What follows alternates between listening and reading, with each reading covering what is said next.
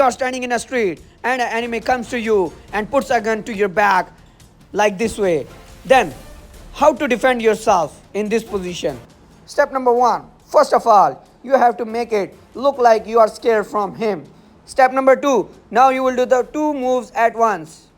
Watch this move very carefully, otherwise you can't understand. Keep your elbow in this position as you can see in the video. Now keep your body close and turn your elbow and lift his arm up and grab his neck like this way as you can see in the video. Guys, now I will show you this technique from the other side so you can understand better.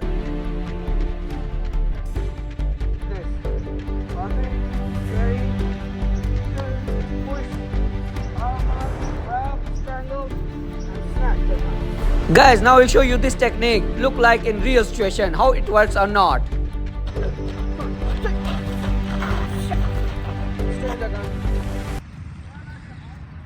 Guys, hope you like this video, and if you want to learn more this type of techniques, then subscribe our channel and share our video with your friends. And if you want to learn this technique, then do the daily practice of this technique 30 to 40 times in a day, step by step.